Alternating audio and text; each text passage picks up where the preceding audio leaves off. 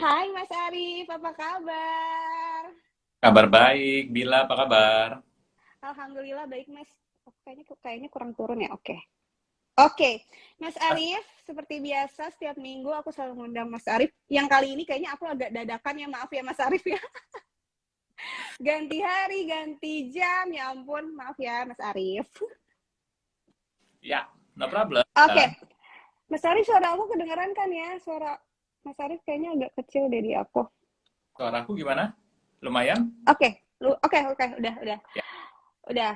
Oke, Mas Arif. Jadi di sini kita mau bahas kasus yang masuk di Forbes Indonesia Finance dari Zafrans. Nah, tadi aku udah bilang nama samarannya itu Mbak Diana. Aku bacakan profil dan masalahnya Mbak Diana dulu ya. Jadi Mbak Diana ini usianya saat ini 25 tahun nih, Mas, dan tinggalnya di Bandung. Mbak Diana adalah seorang karyawan swasta dengan penghasilan per bulannya Rp5.300.000 dan Mbak Diana juga memiliki dua orang tanggungan, yakni orang tuanya Mbak Diana. Nah, masalahnya yang mau diceritakan ke Zah Finance itu tabungannya Mbak Diana nih, Mas Arif, selalu terpakai untuk kebutuhan keluarga. Sebaiknya dana darurat yang baik untuk sandwich generation kayak Mbak Diana ini dengan penghasilan seperti Mbak Diana tadi itu idealnya tuh berapa sih, Mas? oke, baik. Saya sapa dulu ya. Selamat sore, Bila. Selamat sore Sore. semua. Senang banget ya di tengah sore hari ini. Kita bisa ketemu lagi nih. Temanya juga pas banget ya, dana darurat untuk sandwich generation. Pas banget, sore-sore ngomongin sandwich, ternyata nggak cuma makanan ya, tapi ada juga yang namanya. Mm-mm. Jadi habis ini mau pesan sandwich juga boleh. Kalau agak susah nyari sandwich, oper ke burger juga gitu ya. Jadi sore-sore sambil healing, habis olahraga atau enggak ya 30 Iya, menit sampai ya Bill. iya. Nah, baik mungkin sebelum saya mulai ya Bill ya, kita mau angkat dulu. Mm-mm. Kita sering banget ya dengar kata sandwich generation, sandwich generation. Nah, ya ini Mm-mm. sebenarnya ini pertama kali dipopulerkan oleh namanya Dorothy Miller dan juga Ellen Oke. Brooks di tahun 81 ya. Saya yakin Bila belum lahir ya tahun 81 ya. Oke. Nah, mungkin kita sering dengar ya, kalau kemarin kita di apa namanya sering dengar generasi milenial, kemudian ada lagi Gen X ya, kemudian ada juga Gen Y. Ya mungkin beberapa teman-teman masuk ke dalam Gen Z ya, yaitu kelahiran 95 sampai 2005 ataupun mungkin masuk ke milenial ya atau Gen Y, kelahiran 85 Mm-mm. sampai. Nah, sebenarnya Mm-mm. generasi ini kita tidak melihat dari usia ya. Kita tidak melihat dari usia, Oke. tapi kita melihat posisi. Ya, posisi itu artinya gimana? Mm-mm. Artinya kita sudah bekerja, kemudian kita punya penghasilan, ya di satu Mm-mm. sisi ya pinginnya atas penghasilan yang kita punya, kita pakai sendiri, pinginnya. Ya, tapi Mm-mm. ternyata kita harus membantu. Membantu Mm-mm. siapa? Ke atas orang tua kita ataupun ke bawah ke katakanlah adik-adik. Ya, kalau misalnya Iya. belum anak, berarti ke adik-adik. Nah, itu ya. Jadi kita sebagai orang timur sebenarnya bagus ya, bisa saling tolong menolong dan bantu-bantu. Nah, Mm-mm. tadi definisi garis sandwich. Jadi bukan dari usia, tapi dilihat dari Iya. porsi. Oke ya.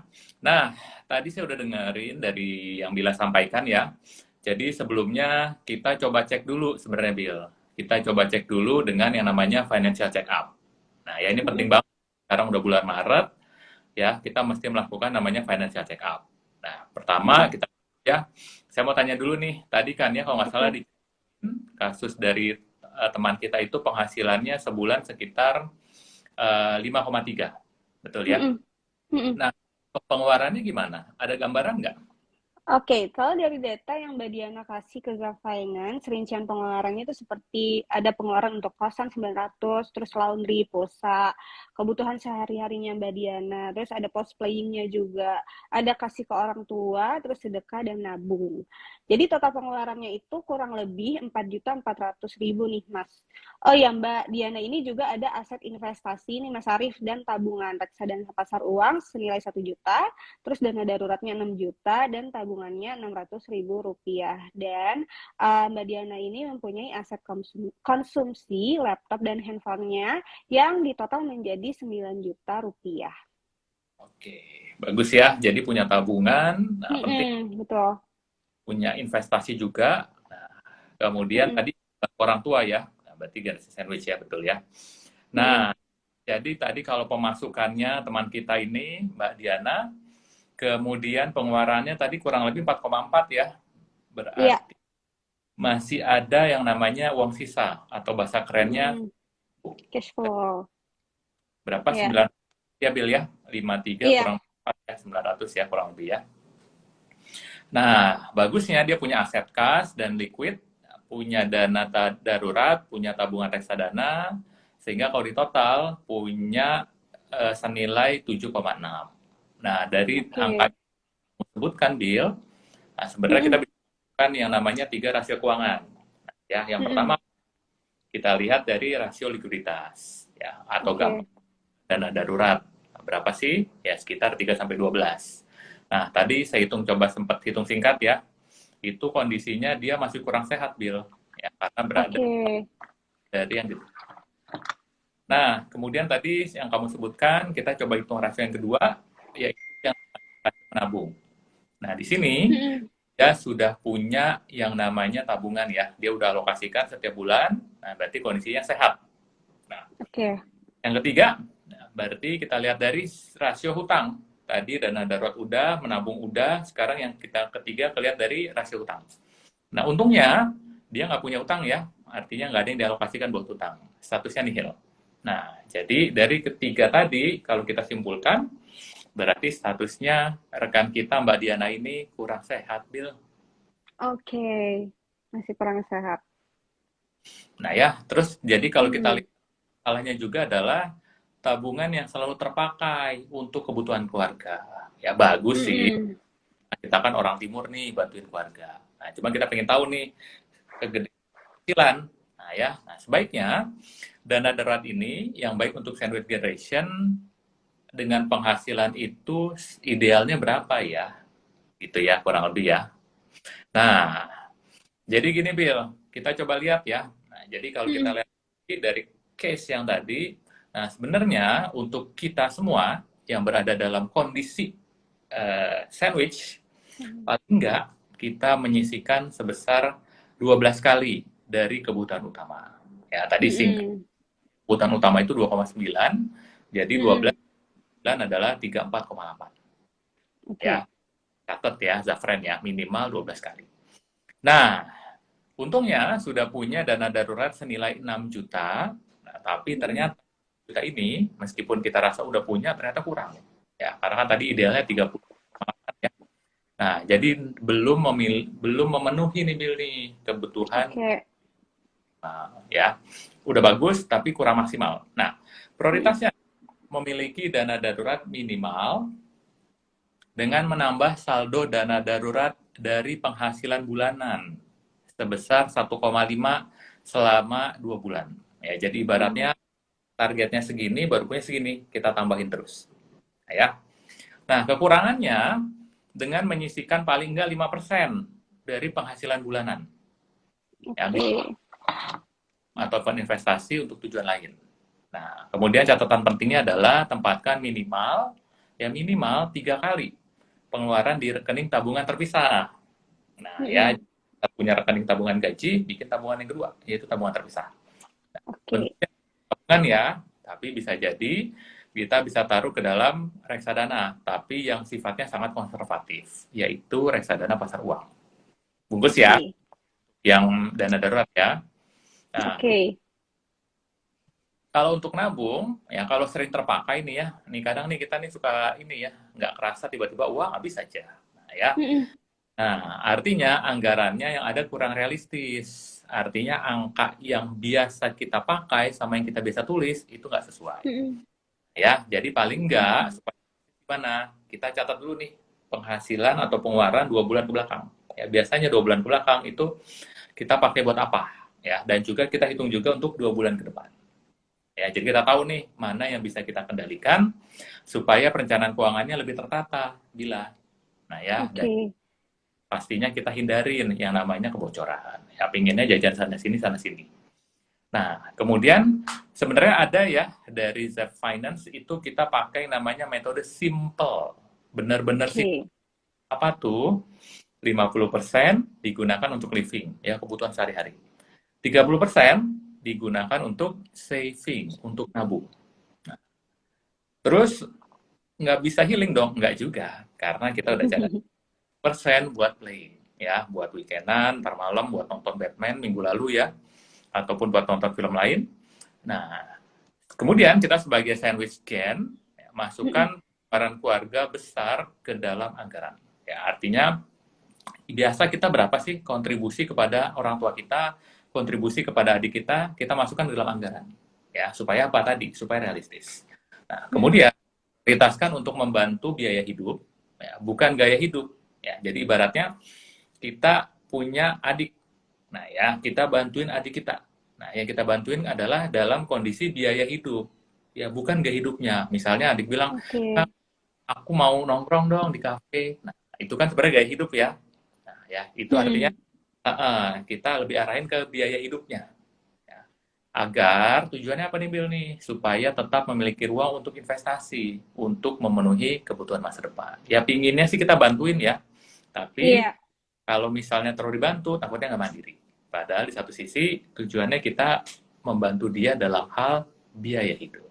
Lanjut, Bill. Oke. Oke, kalau aku rangkum tadi conclusion dari Mas Arif itu ada dua, yaitu kebutuhan dana darurat untuk sandwich generation itu adalah 12 dikali dari kebutuhan utama. Nah, Ya, kalau udah ada dana daruratnya tapi masih kurang, sisihkan kekurangan dana darurat itu minimal 5% dari penghasilan bulanan. Tempatkan minimal 3 kali pengeluaran di rekening tabungan terpisah, lalu selebihnya bisa ke reksadana pasar uang. Terus yang kedua, catat pengeluaran selama 1 sampai 2 bulan anggaran agar lebih realistis lagi. Oke. Nah, Mas Arif, karena ini juga ada pertanyaan yang masuk, kayaknya kita langsung buka sesi Q&A sama teman-teman yang udah join. Bisa di kolom komen di sini nih di chat atau di Q&A box. Oke, ini ada yang nanya, Mas Arif, gimana sih cara ngasih tahu ke saudara lain untuk siapin dana darurat? Karena alasannya nih mereka selalu pendapatannya tuh katanya kecil gitu. Ini kayaknya yang jawab psikolog kali ya, Mas. Mungkin Mas Arif boleh kasih ininya. iya, oke, baik. Mungkin gini ya, Zafrans ya, kita semua kan secara umum sebenarnya udah sadar ya tentang arti penting yang namanya investasi. Ya dulu banget, Hmm. ya belum kebuka nih mata kita tentang investasi. Nah, belakangan orang udah pada investasi. Nah, setelah orang sudah paham tentang investasi, kemudian mereka bertanya, saya udah punya investasi nih, apalagi ya? Nah, ya. Kemudian kita juga perlu bangun awareness, ya, kesadaran tentang pentingnya yang namanya dana darurat. Ya, kalau ditanya lagi pentingan mana dana darurat sama investasi, jelas posisinya begini. Dana darurat pertama, Oke. yang kedua. Nah, ya, kalau tadi saya melihat dari sudut pandang awareness, kesadaran.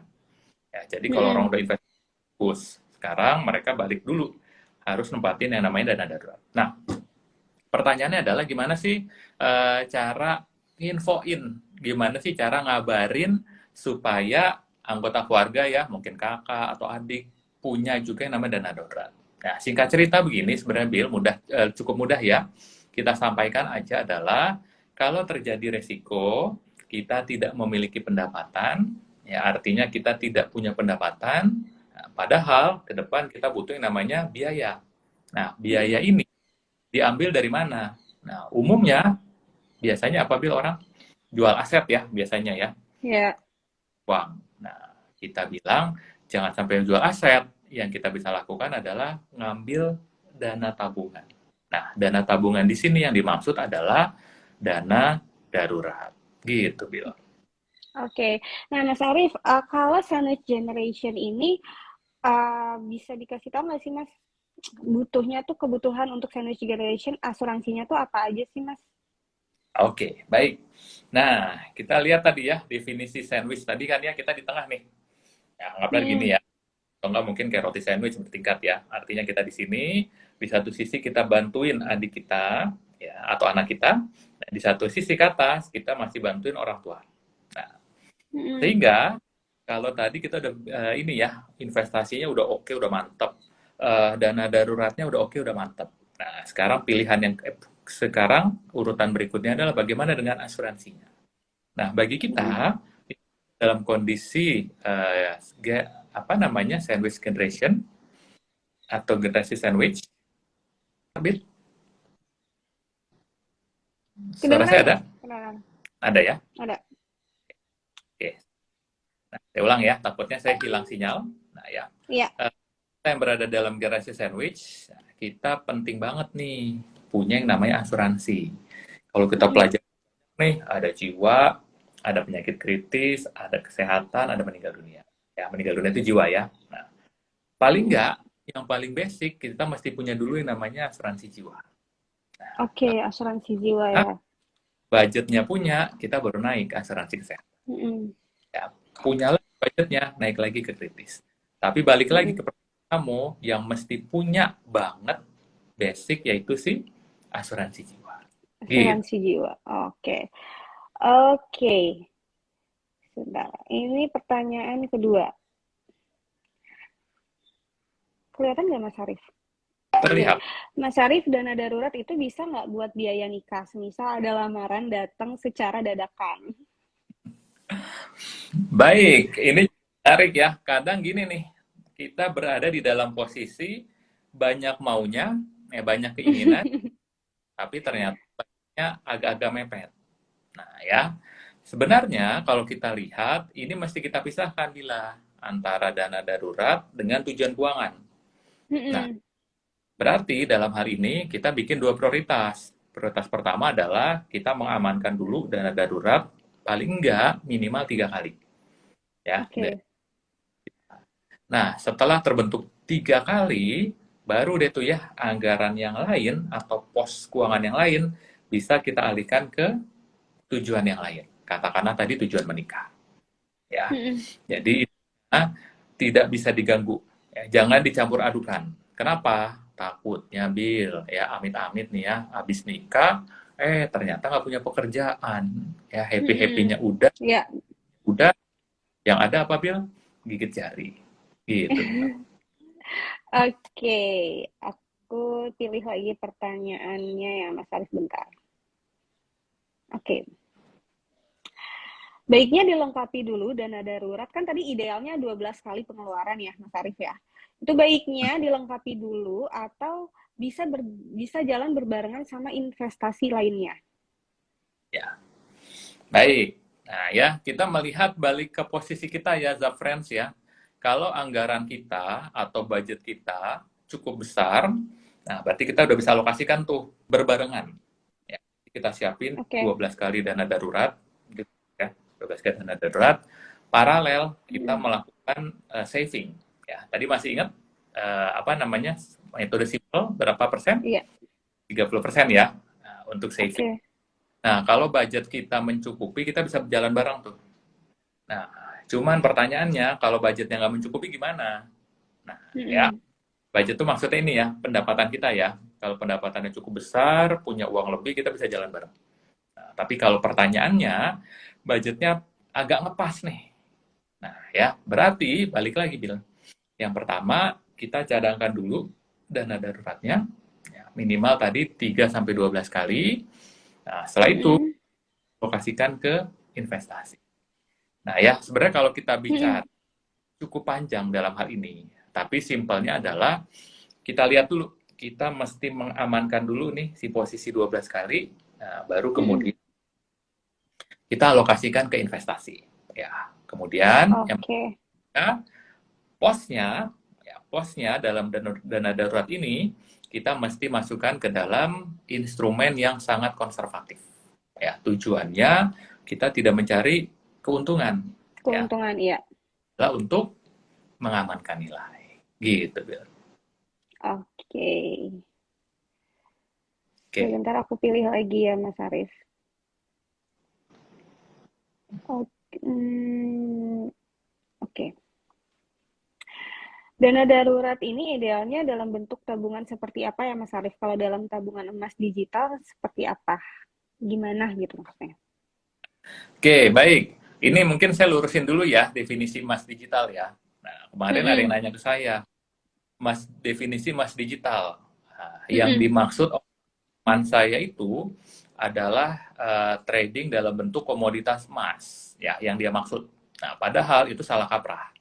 Nah, kan tahu ya teman-teman ya, ada trading kan macam-macam komoditas, ada emas, ada minyak, ada batu bara. Nah, itu bukan yang dimaksud. Itu bukan emas digital. Nah, yang dimaksud emas digital adalah, nah, ketika teman-teman membeli emas tadi melalui aplikasi. Nah, singkat cerita, Oke. ini saya cerita agak ngelebar dikit ya, Iya, iya. apa namanya menjelaskan dulu yang dimaksud dengan emas digital. Oke. Jadi kalau biasanya kita mau beli emas itu kan sekarang 1 gram anggap aja sejuta ya, 9 Mm-mm. ya, bulatin sejuta lah. Nah, ketika orang mau beli emas 1 gram 1 juta, ya kebanyakan orang nggak punya. Ya, artinya nggak semua orang punya uang cukup besar untuk langsung beli emas. Nah, sehingga diberikan kemudahan oleh beberapa penyelenggara. Intinya, Mm-mm. berapa uang yang kamu punya, kita konversi dengan harga emas saat ini, hari ini, Oke. kemudian dapat. Ya, misalnya punya uang 100.000, berarti hari ini kita bisa beli emas senilai 0,1. Nah, cuman kan 1 gram aja kan kecil loh, Bill. 1 gram itu mungkin sesini ya. Iya. Mm-mm. Bayangin 0,1, berarti dipecah lagi 10. Nah, ya, Mm-mm. artinya kecil banget, resiko hilang ada. Nah, sehingga orang bikin Oke. yang udah nabung aja dalam bentuk angka. Ya, jadi nambah dulu Mm-mm. 0,1, nanti 0,2, sehingga dikonversi menjadi 1 gram, 5 gram, dan seterusnya. Nah, sebenarnya itu tadi ya, itu yang tadi definisi emas digital. Mm-mm. Medianya kita lewat aplikasi, ya platform banyak ya, nggak usah disebutkan, ataupun melalui perbankan syariah, ya, ataupun pegadaian. Ya. Nah, itu platformnya. Nah, kemudian balik lagi, bisa nggak sih emas digital digunakan sebagai dana darurat? Nah, ya, kita lihat yang pertama dari sisi likuiditas. Bagaimana kemudahan aset tadi kita ambil, ya, kemudian kita konversi dalam bentuk yang namanya tunai. Oke, ya. Kita lihat dia masuk ke dalam instrumen apa? Konservatif atau moderat. Nah, menurut saya, emas ini masuk ke dalam konservatif dan juga moderat. Ya, artinya memungkinkan. Nah, yang ketiga adalah kemudahan. Ya, kemudahan itu artinya bukan dikonversi dalam bentuk rupiah saja, tapi kemudahan kita mengaksesnya. Ya, perlu berapa Mm-mm. lama ketika kita ingin mencairkan uang tersebut. Nah, ya, dan sebenarnya kita jangan 100% ditaruh di dalam bentuk posisi emas digital tadi. Kenapa? Mm-mm. Karena kan paling nggak perlu waktu nih kita untuk withdrawal ya, paling nggak 1-2 hari. Nah, padahal uang tadi kita butuhkan untuk misalnya biaya berobat yang mesti dibayarin katakanlah dalam hari ini juga. Gitu, bilang. Oke. Oke, nah Mas Arief, ini pertanyaan terakhir dari Mbak Dinar nih. Aku pin Ya. komen aja deh. Mas Arief, yang tadi itu kasusnya kan Sandwich Generation kan idealnya tuh punya 12 kali pengeluaran kebutuhan utama ya untuk dana darurat. Itu maksudnya ditaruh di tabungan 3 kali aja, terus sisanya 9 kali di reksadana ya? Oke, baik. Nah, balik lagi. Jadi di dalam rasio likuiditas itu Mm-mm. idealnya adalah 3 sampai 2. Nah, ya. Jadi ibaratnya idealnya kita mesti cadangin paling kecil, paling sedikit itu 3 kali. Ya. Paling gede bisa sampai dengan 12 kali. Ya. Artinya Mm-mm. terlalu gede, ya. Anggap aja dana kita cukup untuk membentuk dana darurat sebanyak 12 kali. Nah, kemudian muncul pertanyaan. Anggap aja ya, misalnya 1 bulannya itu adalah 10 juta. Berarti kalau Mm-mm. 12 kali, kita mencadangkan berapa? 120 juta. Nah, pertanyaan berikutnya adalah, si 120 jutanya kita taruh di mana nih? Mm-mm. Apakah Ya. semuanya kan, gitu ya? Sebagian kita pindahin ke instrumen lain yang sifatnya konservatif. Nah, Mm-mm. prinsipnya gini, Zafran semua, tujuan dana darurat adalah menggantikan posisi ketika kita tidak memiliki penghasilan bulanan. Ya, jadi biasanya kita terima gaji 10 juta misalnya ya. Kemudian amit-amit terjadi risiko PHK. Nah, sehingga kita mesti mengakses tadi 10 juta, 10 juta, 10 juta selama 12 bulan ke depan. Setuju ya? Mm-mm. Nah, dalam hal ini, kalau kita taruh 120 juta semuanya di tabungan, nah itu resiko bagi kita juga tinggi. Kenapa? Karena bila ya cek saldo ATM 120 juta Bil. Bawaannya pinginnya Aduh, pengen ngambil terus, pengen ke ATM ngambil terus gitu. ya, pasti ya. Atau enggak check out barang terus. Nah, Mm-mm. ya. Nah, sehingga gimana? Nah, paling enggak kita pisahin. Ya, kita pisahin sebagian posisinya di dalam yang namanya tabungan, ya, sebagian lagi kita alihkan ke yang namanya instrumen yang memberikan pendapatan lebih tinggi, return-nya lebih tinggi daripada tabungan. Ya, tapi ingat, tujuannya adalah mengamankan dana. Berarti kita pilih yang sifatnya konservatif. Ya, salah satunya reksadana. Oke. Reksadana apa? Sorry, pasar uang. Maaf ya, Pasar RDPU. uang. Kemudian berapa sih alokasinya? Nah, ini bebas ya, boleh 39 boleh, boleh 46 boleh, tapi paling enggak minimal 3 kali di tabungan. Ya, kalau teman-teman ngerasa kurang safe, 46, 48, sorry ya, 4 di tabungan, 8 di RDPU, nggak masalah. Oke ya, silakan Oke. Bila. Oke, Mas Arif, tadi pertanyaan terakhir. Sebenarnya masih banyak nih, aku scroll dari tadi aku scroll. Ternyata masih banyak nih pertanyaannya tentang dana darurat untuk sandwich generation. Nah, Mas Arif, karena waktunya sudah 30 menit dan aku udah di push untuk stop gitu ya sama adminnya. Jadi kayaknya kita akhiri dulu perbincangan kita di Pops Clinic hari ini. Mas Arif, terima kasih sudah join dan teman-teman sudah terima kasih sudah join juga.